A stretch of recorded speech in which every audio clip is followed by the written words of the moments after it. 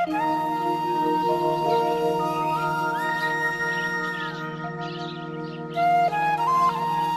नमो भगवते वासुदेवाय।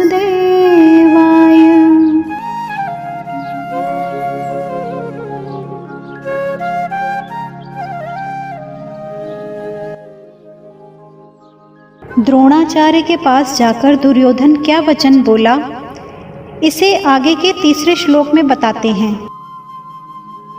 पश्येतां पांडुपुत्राणाम् आचार्य महतीं च मूं व्यूढां द्रुपदपुत्रेण तव शिष्येण धीमता।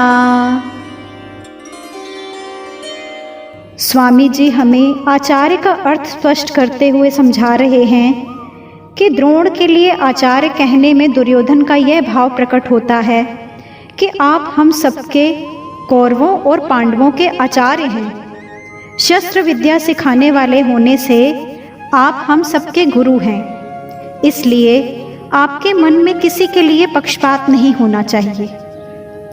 तव शिष्येण धीमता, इन पदों का प्रयोग करने में दुर्योधन का यह भाव है कि आप इतने सरल हैं कि अपने मारने के लिए पैदा होने वाले धृष्टद्युम्न को भी आपने अस्त्र शस्त्र की विद्या सिखाई है, और वह आपका शिष्य धृष्टद्युम्न इतना बुद्धिमान है कि उसने आपको मारने के लिए आपसे ही अस्त्र शस्त्र की विद्या सीखी है। द्रुपद पुत्रेण, यह पद कहने का मतलब है कि आपको मारने के उद्देश्य को लेकर ही द्रुपद ने याज और उपयाज नामक ब्राह्मणों से यज्ञ कराया, जिससे धृष्टद्युम्न पैदा हुआ। वही यह द्रुपद पुत्र धृष्टद्युम्न आपके सामने सेनापति के रूप में खड़ा है। वैसे तो दुर्योधन यहाँ द्रुपद पुत्र की जगह धृष्टद्युम्न भी कह सकता था, लेकिन द्रोणाचार्य के साथ द्रुपद का जो वैर था, उस वैर भाव को याद दिलाने के लिए दुर्योधन ने यहाँ द्रुपद पुत्रेण शब्द का प्रयोग किया है कि अब वैर निकालने का अच्छा मौका है। पांडु पुत्राणाम एताम व्यूढ़ाम महतीम चमूम पश्य का अर्थ है, द्रुपद पुत्र के द्वारा पांडवों की इस व्यूहाकार खड़ी हुई बड़ी भारी सेना को तो देखिए। तात्पर्य है कि जिन पांडवों पर आप स्नेह रखते हैं, उन्हीं पांडवों ने आपके सामने खास आपको मारने वाले द्रुपद पुत्र को सेनापति बनाकर व्यूह रचना करने का अधिकार दिया है। अगर पांडव आपसे स्नेह रखते तो कम से कम आपको मारने वाले को तो अपनी सेना का मुख्य सेनापति नहीं बनाते, इतना अधिकार तो नहीं देते, लेकिन सब कुछ जानते हुए भी उन्होंने उसी को सेनापति बनाया है। वैसे तो कौरवों की बजाय पांडवों की सेना संख्या में कम थी, यानी कौरवों की सेना 11 अक्षौणी और पांडवों की सेना 7 अक्षौणी थी, लेकिन दुर्योधन पांडवों की सेना को बड़ी भारी बता रहा है। पांडवों की सेना को बड़ी भारी कहने के दो भाव हो सकते हैं। पहला, पांडवों की सेना ऐसे ढंग से व्यूहाकार खड़ी हुई थी जिससे दुर्योधन को थोड़ी सेना भी बहुत ज्यादा दिख रही थी, और दूसरा, पांडव सेना में सबके सब योद्धा एक मत के थे। इस एकता के कारण पांडवों की थोड़ी सेना भी बल में उत्साह में बड़ी मालूम दे रही थी। ऐसी सेना को दिखाकर दुर्योधन द्रोणाचार्य से यह कहना चाहता है कि युद्ध करते समय आप इस सेना को सामान्य और छोटी ना समझें, आप विशेष बल लगाकर सावधानी से युद्ध करें।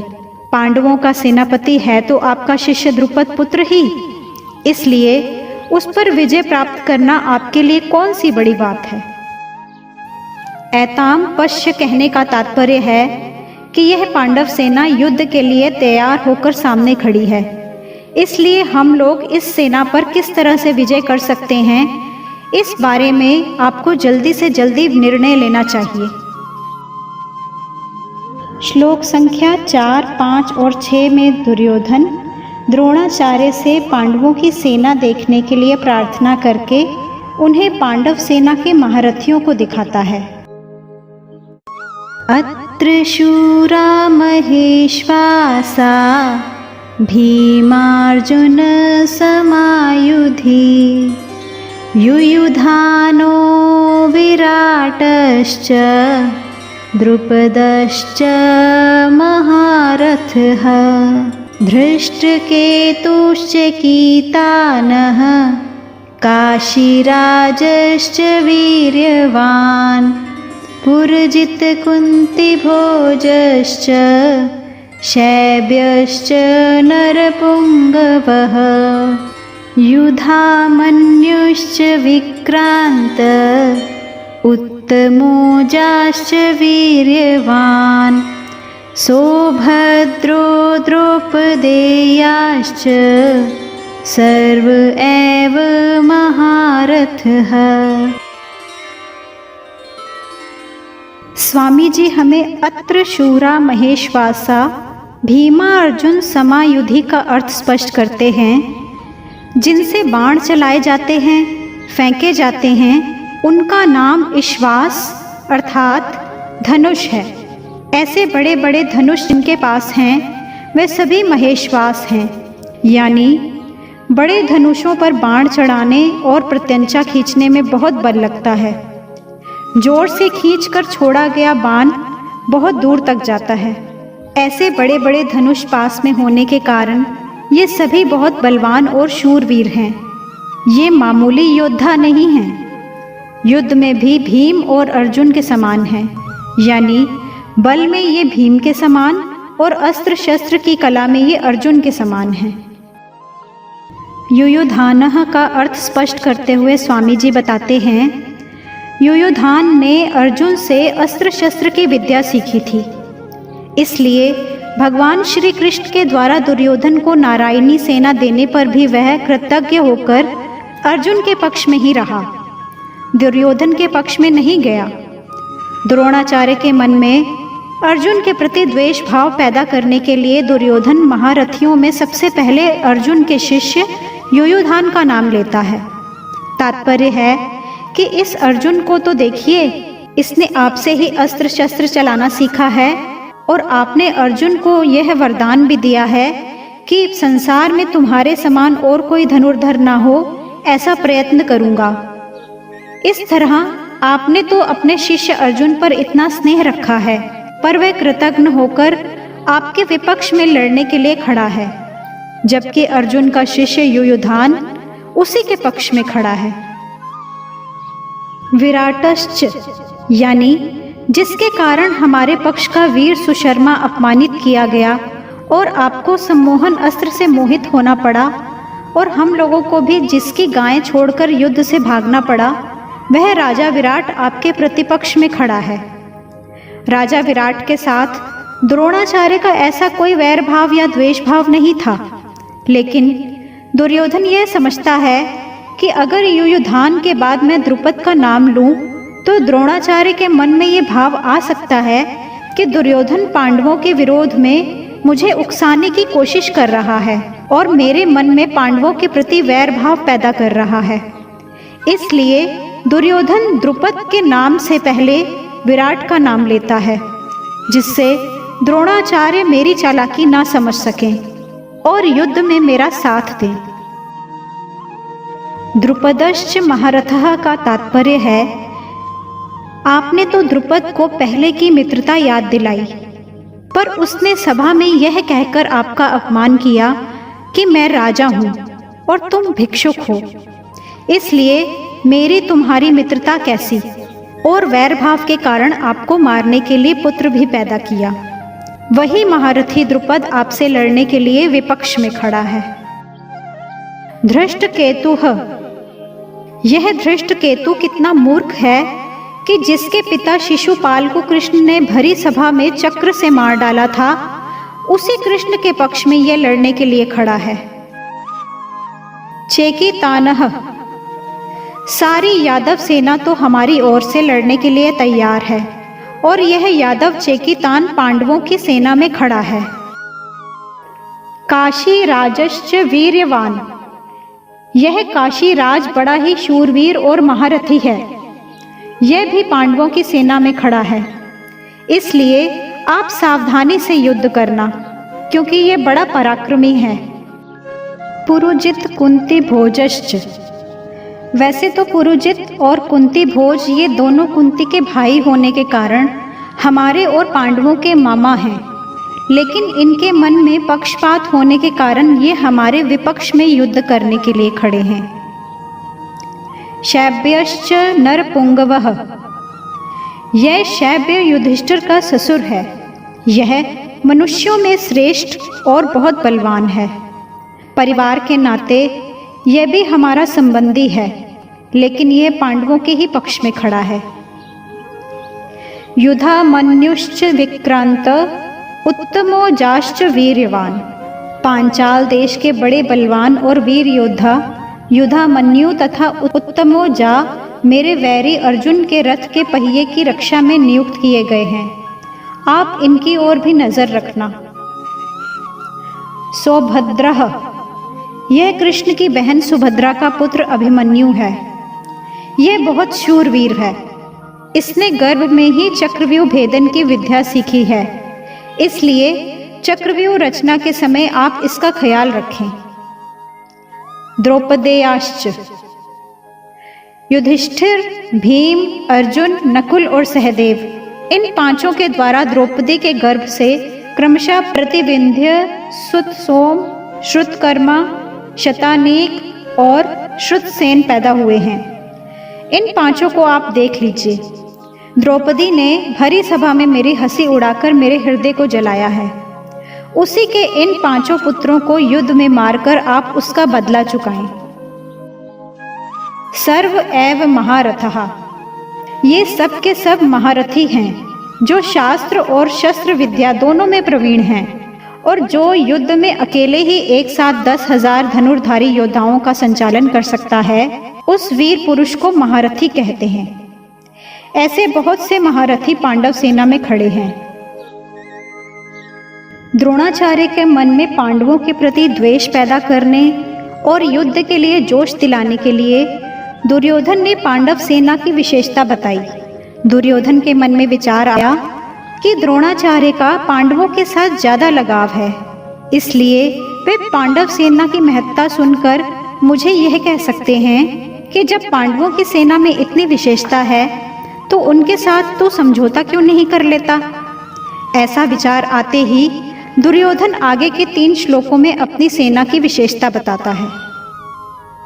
श्लोक 7, अस्माकं तु विशिष्टा ये तान्निबोध द्विजोत्तमा, नायका मम सैन्यस्य संज्ञार्थं तान् ब्रवीमि ते।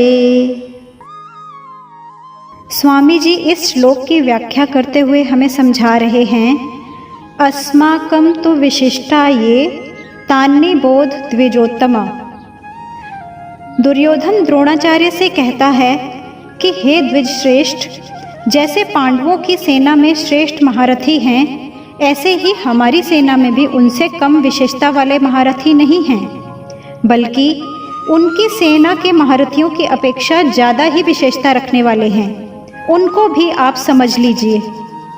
तीसरे श्लोक में पश्य और यहाँ निबोध क्रिया देने का तात्पर्य है कि पांडवों की सेना तो सामने खड़ी है, इसलिए उसको देखने के लिए दुर्योधन पश्य क्रिया का प्रयोग करता है, लेकिन अपनी सेना सामने नहीं है, यानी अपनी सेना की तरफ द्रोणाचार्य की पीठ है, इसलिए उसको देखने की बात ना कहकर उस पर ध्यान देने के लिए दुर्योधन निबोध क्रिया का प्रयोग करता है। नायका मम सैन्यस्य संज्ञार्थम तान ब्रवीमि ते। मेरी सेना में जो भी विशेष सेनापति हैं, सेना नायक हैं, महारथी हैं, मैं उनके नाम सिर्फ आपको याद दिलाने के लिए, आपका ध्यान उधर खींचने के लिए ही कह रहा हूँ। संज्ञार्थम पद का मतलब है कि हमारे बहुत से सेना नायक हैं, उनके नाम मैं कहाँ तक कहूँ, इसलिए मैं उनके बारे में थोड़ा सा ही बताता हूँ, क्योंकि आप तो सबको जानते ही हैं। इस श्लोक में दुर्योधन का ऐसा भाव है कि हमारा पक्ष किसी भी तरह से कमजोर नहीं है, लेकिन राजनीति के अनुसार शत्रु पक्ष चाहे कितना ही कमजोर हो और अपना पक्ष चाहे कितना ही सबल हो, ऐसी अवस्था में भी शत्रु पक्ष को कमजोर नहीं समझना चाहिए और अपने में उपेक्षा, उदासीनता आदि की भावना बिल्कुल भी नहीं आने देनी चाहिए। इसलिए सावधानी के लिए मैंने उनकी सेना की बात कही और अब अपनी सेना की बात कहता हूँ। दूसरा भाव यह है कि पांडवों की सेना को देखकर दुर्योधन पर बड़ा प्रभाव पड़ा और उसके मन में कुछ भय भी हुआ। कारण कि संख्या में कम होते हुए भी पांडव सेना के पक्ष में बहुत से धर्मात्मा पुरुष थे और स्वयं भगवान थे। जिस पक्ष में धर्म और भगवान रहते हैं उसका सब पर बड़ा असर पड़ता है। पापी से पापी, दुष्ट से दुष्ट व्यक्ति पर भी उसका असर पड़ता है। इतना ही नहीं, पशु पक्षी, पेड़ पौधे आदि पर भी उसका असर पड़ता है। कारण कि धर्म और भगवान नित्य हैं। कितनी ही ऊंची से ऊंची भौतिक शक्तियां क्यों न हों, हैं वे सभी अनित्य ही। इसलिए दुर्योधन पर पांडव सेना का बड़ा असर पड़ा, लेकिन उसके भीतर भौतिक बल का विश्वास मुख्य होने से वह द्रोणाचार्य को विश्वास दिलाने के लिए कहता है कि हमारे पक्ष में जितनी विशेषता है उतनी पांडवों की सेना में नहीं है। इसलिए हम उन पर बड़ी आसानी से विजय प्राप्त कर सकते हैं। श्लोक 8। भवान् भीष्मश्च कर्णश्च कृपश्च समितिञ्जयः अश्वत्थामा विकर्णश्च सोमदत्तिस्तथैव च। स्वामी जी हमें श्लोक का अर्थ स्पष्ट करते हुए समझा रहे हैं। भवान भीष्मश्च, आप और पितामह भीष्म दोनों ही बहुत विशेष पुरुष हैं। आप दोनों के समान संसार में कोई तीसरा नहीं है। अगर आप दोनों में से कोई एक भी अपनी पूरी शक्ति लगाकर युद्ध करे तो देवता, यक्ष, राक्षस, मनुष्य आदि में कोई ऐसा नहीं है जो कि आपके सामने टिक सके। आप दोनों के पराक्रम की बात पूरे संसार में प्रसिद्ध है। पितामह भीष्म तो बाल ब्रह्मचारी हैं और उनके पास तो इच्छा मृत्यु का वरदान है। उनकी इच्छा के बिना उन्हें कोई मार नहीं सकता। कर्णश्च, कर्ण तो बहुत ही शूरवीर है। मुझे तो ऐसा विश्वास है कि वह अकेला ही पांडव सेना पर विजय प्राप्त कर सकता है। उसके सामने अर्जुन भी कुछ नहीं कर सकता। ऐसा वह कर्ण भी हमारे पक्ष में है। कृपश्च समितिञ्जयः, कृपाचार्य की तो बात ही क्या है। वे तो चिरंजीवी हैं, हमारे परम हितैषी हैं और संपूर्ण पांडव सेना पर विजय प्राप्त कर सकते हैं। हालांकि यहाँ द्रोणाचार्य और भीष्म के बाद ही दुर्योधन को कृपाचार्य का नाम लेना चाहिए था, लेकिन दुर्योधन को कर्ण पर जितना विश्वास था उतना कृपाचार्य पर नहीं था। इसलिए कर्ण का नाम तो भीतर से बीच में ही निकल पड़ा। द्रोणाचार्य और भीष्म कहीं कृपाचार्य का अपमान न समझ लें, इसलिए दुर्योधन कृपाचार्य को संग्राम विजयी विशेषण देकर उनको प्रसन्न करना चाहता है। अश्वत्थामा, ये भी चिरंजीवी हैं और आपके ही पुत्र हैं। ये बड़े ही शूरवीर हैं। इन्होंने आपसे ही अस्त्र शस्त्र की विद्या सीखी है। अस्त्र शस्त्र की कला में ये बड़े चतुर हैं। विकर्णश्च सोमदत्तिस्तथैव च, आप ये न समझें कि केवल पांडव ही धर्मात्मा हैं। हमारे पक्ष में भी मेरा बड़ा भाई विकर्ण बड़ा धर्मात्मा और शूरवीर है। ऐसे ही हमारे प्रपितामह शांतनु के भाई बाहलिक के पौत्र तथा सोमदत्त के पुत्र भूरिश्रवा भी बड़े धर्मात्मा हैं। इन्होंने बड़ी बड़ी दक्षिणा वाले अनेक यज्ञ किए हैं। ये बड़े शूरवीर और महारथी हैं। यहाँ इन शूरवीरों के नाम लेने में दुर्योधन का यह भाव हो सकता है कि हे आचार्य, हमारी सेना में आप, भीष्म, कर्ण, कृपाचार्य आदि जैसे महान पराक्रमी शूरवीर हैं। ऐसे पांडवों की सेना में देखने में नहीं आते। हमारी सेना में कृपाचार्य और अश्वत्थामा ये दो चिरंजीवी हैं, जबकि पांडवों की सेना में ऐसा एक भी नहीं है। हमारी सेना में धर्मात्माओं की भी कमी नहीं है, इसलिए हमारे लिए डरने की कोई बात नहीं है।